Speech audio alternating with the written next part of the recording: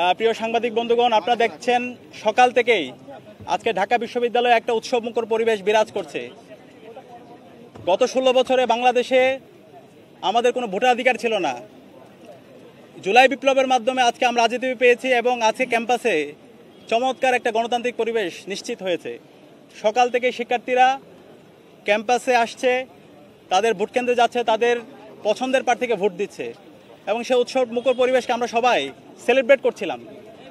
আমরা যখন সেলিব্রেট করছিলাম ঠিক সেই সময়ে আমরা দেখতে পাচ্ছিলাম আমাদের ডাকসু নির্বাচনকে বানচাল করার জন্য বিভিন্ন ধরনের ষড়যন্ত্র এবং চক্রান্ত হয়েছে।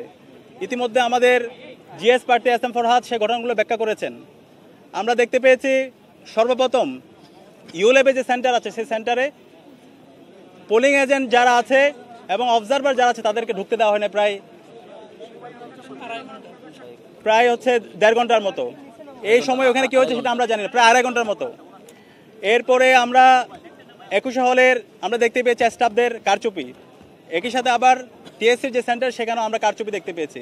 আমাদের অবস্থান পরিষ্কার, যারা নির্বাচন বানচাল করতে চায় তাদের বিরুদ্ধে বিশ্ববিদ্যালয় প্রশাসনকে ব্যবস্থা নিতে হবে, তাদেরকে অ্যারেস্ট করতে হবে, তাদেরকে থানায় দিতে হবে এবং তাদেরকে যারা নির্দেশ দিয়েছে তাদেরকে খুঁজে বের করতে হবে।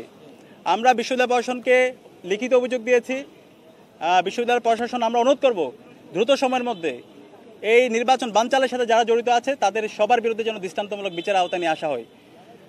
প্রিয় সাংবাদিকবৃন্দ, আপনাদের মাধ্যমে আমরা ঢাকা বিশ্ববিদ্যালয়ের সকল শিক্ষার্থীদেরকে আহ্বান করব, এই ডাকসু নির্বাচন এটা শহীদদের আকাঙ্ক্ষা, এটা জুলাইয়ের আকাঙ্ক্ষা। আরএফএল অডিটর, বাঁকা হয় না, ফাঁকা হয় না, আর ভাঙা এক কথায় অসম্ভব।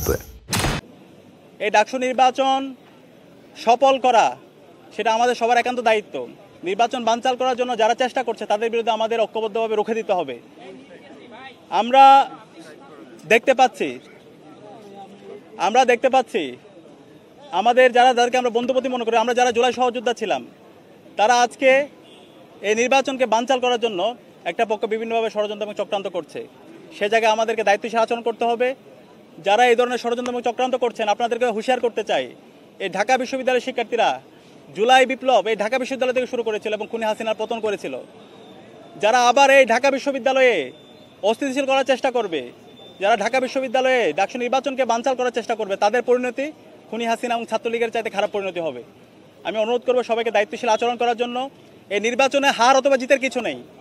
আমরা সবাই জুলাই সহযোদ্ধা ছিলাম, আমরা সবাই একসাথে আন্দোলন করেছি।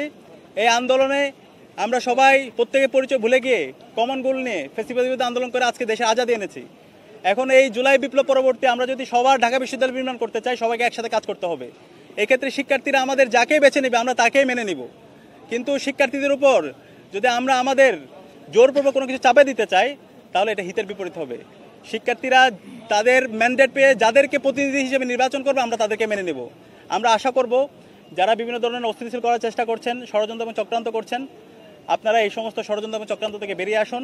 শিক্ষার্থীদের যে ম্যান্ডেট সেই ম্যান্ডেটকে আপনারা মেনে নিন এবং নির্বাচন কমিশনকে অনুরোধ করব এখন পর্যন্ত যে অভিযোগগুলো আমরা দিয়েছি সেই অভিযোগগুলোর আপনারা ব্যবস্থা গ্রহণ করুন।